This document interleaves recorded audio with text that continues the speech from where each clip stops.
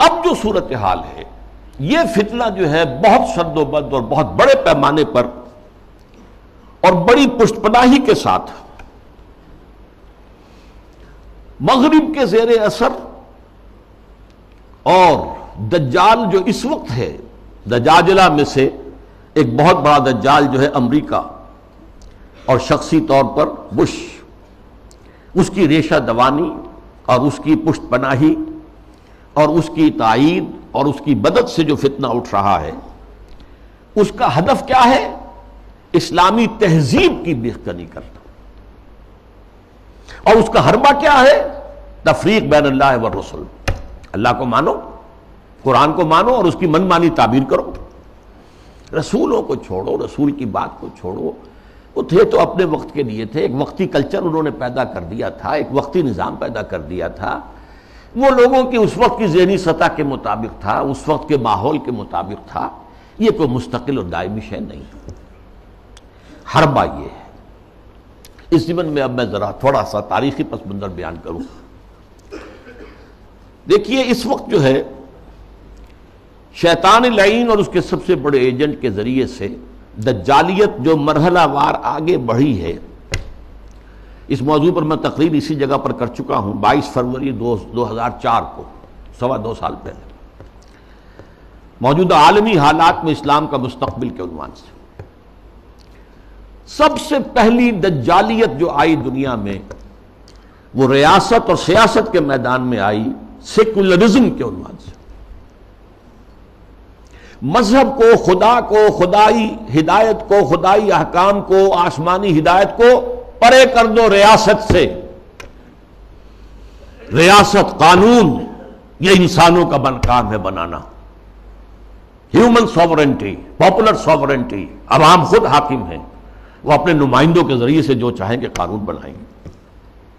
رکھ دو، اللہ کو مسجد میں بند کرو اور خدا کو جو ہے جہاں چاہو بند کر دو، ہمارے ایوان حکومت میں نہیں آئے گا، ہمارے قانون ساز ادارے میں وہ نہیں آئے گا، حاکمیت اس کی نہیں ہے، حاکمیت عوام کی۔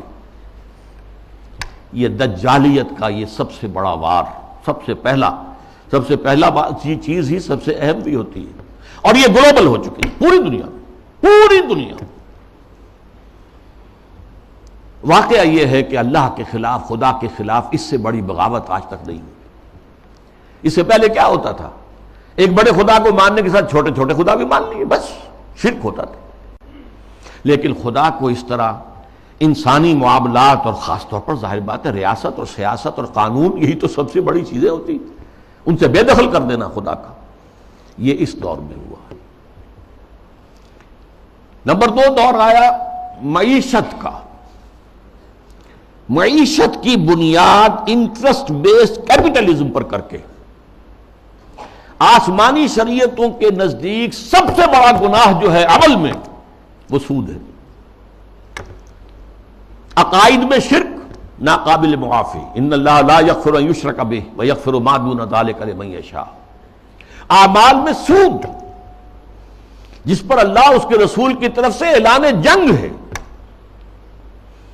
وہ سود مرکزی شے بن گیا معیشت کی۔ بینکنگ، انٹرسٹ، کیپٹلزم، یہ بھی گلوبل ہو چکا ہے فتنہ، پوری دنیا، مسلم غیر مسلم، مشرقی مغربی، سب ہر جگہ۔ اب تیسرا وار جو آ رہا ہے یا شروع ہو چکا ہے کافی بڑے پیمانے پر، اور مغرب اور اس کے زیر اثر جو دوسرے ممالک ہیں ان کے اندر تو وہی آ چکا ہے پورے طور پر۔ ابھی عالم اسلام میں پورے طور سے نہیں آیا ہے، جس کے لیے بڑی ایک منظم سازش کے ساتھ بڑی جد و جہد ہو رہی ہے۔ وہ کیا ہے؟ شرم و حیا، عفت و عصمت کے تصورات، اور ستر و حجاب کے قوانین اور ضابطوں کے خلاف، اس سے آزاد تہذیب اور معاشرت۔ جیسا کہ میں نے عرض کیا، یہ شرم و حیا، عصمت و عفت کے تصورات کہ یہ بھی کوئی بڑی اعلیٰ قدر ہے، ستر و حجاب یہ بھی کوئی احکام ہے، ان سب کی نفی اسلامی تہذیب کو اس وقت سب سے بڑا چیلنج اس سے۔ اس لیے کہ یہ اسلامی تہذیب کا بنیادی نقطہ ہے، اہم ترین ہے۔ اس ضمن میں دیکھیے سب سے پہلے امریکہ میں ان کے جو تھنک ٹینکس ہوتے ہیں، بڑے بڑے مفکر ہوتے ہیں، تھنکرز ہوتے ہیں، وہ چیزیں لکھتے ہیں اور وہ گویا کہ ایک طرح کی رہنمائی ہوتی ہے حکومت کے لیے۔ سیموئل پی ہنٹنگٹن نے لکھی کتاب، بلکہ مقالہ، تہذیبوں کا ٹکراؤ۔ اب ہمارا اصل معاملہ ہماری تہذیب کا مسلم تہذیب سے ٹکراؤ ہے، تہذیبوں کا ٹکراؤ، کلیش آف سویلائزیشنز۔ اور اس میں اس نے تجزیہ کیا، یہ چیزیں پہلے بھی بیان ہوئی ہیں لیکن اس وقت ایک خاص موضوع کے تحت میں ترتیب کے ساتھ ان چیزوں کو لا رہا ہوں۔ اس نے کہا کہ ٹوائنبی نے کہا ہے کہ دنیا میں آج تک کل 20 تہذیبیں قائم ہوئیں، ان میں سے 12 تو مر چکی، ختم ہو گئی، نسیم منسیہ ہو گئی، 8 ابھی موجود ہیں۔ ایک ہماری مغربی تہذیب ہے، 7 اور ہیں۔ ان 7 میں سے بھی 5 تو ایسی ہیں جنہیں ہم آسانی سے ایسیمیلیٹ کر سکتے ہیں۔ انڈین سویلائزیشن آسانی سے ایسیمیلیٹ ہو گئی، وہی کلچر، وہی تہذیب، وہی بے پردگی، وہی اوریانی پہلے بھی تھی اب بھی آ گئی، وہی ناچ گانا وہ پہلے بھی تھا اب اور زیادہ ہو گیا، لہذا تہذیبی ٹکراؤ وہاں تو ہے ہی نہیں۔ تو دو جو تہذیبیں ہیں وہ ہمارے لیے چیلنج ہیں، وہ لوہے کے چنے ہیں، انہیں چبانے میں وقت لگے گا۔ ایک مسلم سویلائزیشن اور ایک کنفیوشین سویلائزیشن۔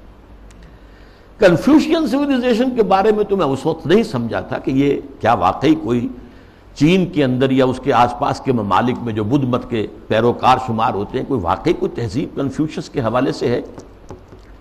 ابھی حال ہی میں نیوز ویک کا ایک پرچہ چھپا ہے جس کا مین مضمون تھا کنفیوشس کا احیاء، ریوائول۔ تو یہ ہو رہا ہے چین میں اس وقت۔ لیکن یہ کہ اصل ہمارا جو مطلب ہے اس وقت ہمارا موضوع ہے وہ مسلم سویلائزیشن ہے، اس نے اسے بھی شمار کیا ہے کہ یہ بھی ہمارے لیے بہت بڑا چیلنج۔ یہ دوسرا دجالیت کا دور پوری دنیا میں بھی آیا، بینکنگ، انٹرسٹ بیسڈ کیپٹلزم، اور کچھ اسلامی ممالک کے اندر بھی جیسا کہ میں نے عرض کیا کہ اس راستے سے چور دروازوں سے داخل۔